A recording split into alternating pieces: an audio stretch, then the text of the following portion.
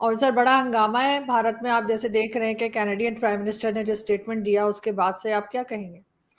देखिए, मेरी नजर में तो आरजू ये G20 को नजर लगी है। ये मैं जो कुछ लोगों को शायद भारत की इतनी वो जो चढ़ाइयां थी वो पसंद नहीं आई, नजर लग गई।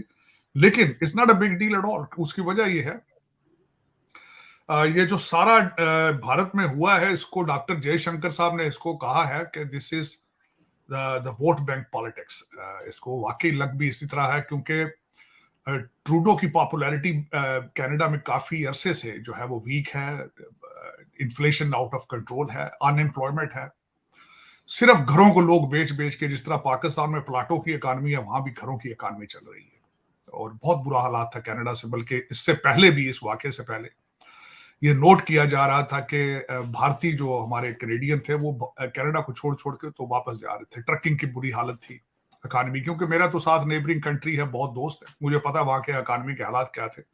और जस्टिन ट्रूडो को जो है वो एक तो लिबरल पार्टी से थे, उनको ब्लेम किया जाता था। अब उन्होंने जगमीत सिंह, जो एक वहां पे एक नेशनल डेमोक्रेटिक पार्टी है, या न्यू डेमोक्रेट पार्टी शायद उसका नाम, उसके उनके तकरीबन 25 के लगभग जो एमपी हैं, उनकी सपोर्ट से ही वो पहले भी बने थे, और उनकी सपोर्ट की उन्हें जरूरत थी। उस पर उन्होंने उनको खुश करने के लिए ये किया है।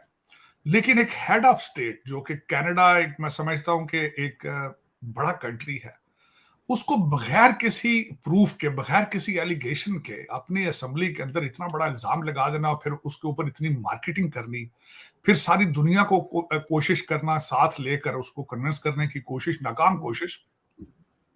अब मैं उसकी अंदर की कल की जो मैं कुछ एक चैनल पे मैंने कल भी इस पे रिसर्च करके बोली, और मैं कनाडा को बड़ा क्लोजली वॉच करता हूं। और दूसरा, आपको मैंने बताया है कि मैं अपने दिन के आधा दिन तो मैं भारत में होता हूं, क्योंकि मेरे जो भाई हैं वो सरदार हैं। तार साहब, अमेरिका में मौसम तो बहुत अच्छा हो रहा होगा वहाँ पे। न्यूयॉर्क में तो बड़े बड़े लीडर्स मिल रहे हैं। मैं देख रहा था कि डॉक्टर जयशंकर वहाँ पे गए हुए हैं, मेरे ख्याल आज या कल पहुँचे हैं, और उन्होंने जाते ही दो इम्पोर्टेंट मीटिंग्स की हैं। एक तो उन्होंने क्वाड की मीटिंग हुई है, जिसमें आपको पता है जापान है, अमेरिका है, ऑस्ट्रेलिया है और इंडिया है। और दूसरा एक I2U2, जिसमें India, Israel, United Arab Emirates और अमेरिका भी मौजूद है। इनकी मीटिंग्स भी हुई हैं, और यहाँ पे तो बातें हो रही हैं कि जॉइंट स्पेस वेंचर होना चाहिए। ये I2U2 ने आज अनाउंस कर दिया है। डॉक्टर साहब, हमारे वजीर आजम उधर कहते रहे हैं कि हम जो हैं वो चाइना के इजराइल हैं, बजाय इसके कि देखें एक डॉक्टर साहब देखें, दो मेजर इंडिया की मल्टीलैटरल मीटिंग्स हैं, major multilateral, despite the fact कि ये कनाडा वाला मसला बना हुआ है, उनके वेस्टर्न पार्टनर्स उनको कोई स्नब नहीं किया। ये बड़ी इंपॉर्टेंट डेवलपमेंट है। आप कैसे देखते हैं? हमारे प्राइम मिनिस्टर ने, चलो एक दो थिंक टैंक्स में उन्होंने बात की है, बाकी तो बायलैटरल बातें चल रही हैं। इसका मतलब है कि मल्टीलैटरली जो इंटरनेशनल इंस्टीट्यूशंस हैं उसमें इंडिया तगड़ा है, और हम सिर्फ इंडिविजुअल मीटिंग्स कर रहे हैं, जिसका मैं जाती तौर पे समझता हूँ कि इस तरह के बड़े फोरम पे तो लंघने ही मुलाकात नहीं हो जानी है। So there is nothing interesting on that. इस पे जरा बात नथिंग इंटरेस्टिंग। और चीमा साहब, मैं ये बल्कि ये कहूंगा चीमा साहब, इसमें क्या ये सूट करता था कि अमेरिका की on the soil of America आप आके कहें कि we are Israel to China? ये सूट करता था? आपके जो होस्ट हैं उनको कैसा लगा होगा, उनकी क्या फीलिंग्स होंगी इसमें? एक तो ये बात करना चाहूंगा।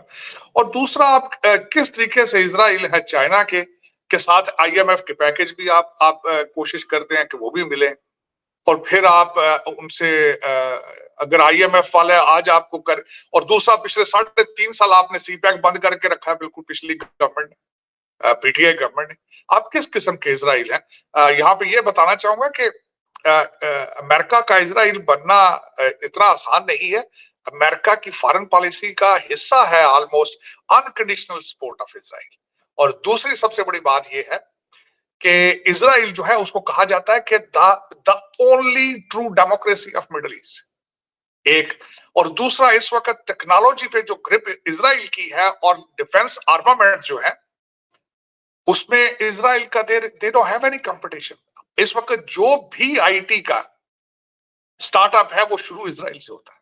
ऑर्गेनाइजेशन जो कि एक आतंकवादी संगठन है, मैं खुलेआम कहता हूं कि world Sikh organization is a terrorist organization. उसके मंच पे खड़ा होकर उसने कहा कि हम 50,000 हिंदू मारेंगे। ये नया भारत है, इसके हाथ काल के मुंह तक भी पहुंचेंगे। हर एक प्रधानमंत्री को समझाया है, वहां की पूरी स्टैब्लिशमेंट को समझाया कि भाई आप इनके ऊपर नकेल डालिए, इनके ऊपर अगर आप नकेल नहीं डालेंगे तो इनको नस डालने का काम हम करेंगे। फिर कैनेडियन मीडिया में इसको एज अ जोकर प्रेजेंट किया जाता है, बिकॉज दुनिया में कोई इज्जत नहीं करता। यार ब्राजील का प्रधानमंत्री बोल्सोनारो इसको मुंह नहीं लगाता था। सऊदी अरेबिया ने 2018 में इनके एम्बेसडर को एक्सपेल किया है, और उस भारतीय अधिकारी या उसके परिवार को अगर एक खरोच भी आई तो आप ये भी अपने दिमाग से निकाल दीजिए कि फिर आपके भी राजनयिक यहाँ पे सुरक्षित रहेंगे। तो भारत ने बेसिकली इनको इनकी औकात दिखाई है कि तुम्हारी दुनिया में कोई औकात नहीं है, तो अपनी औकात में रहना सीखो।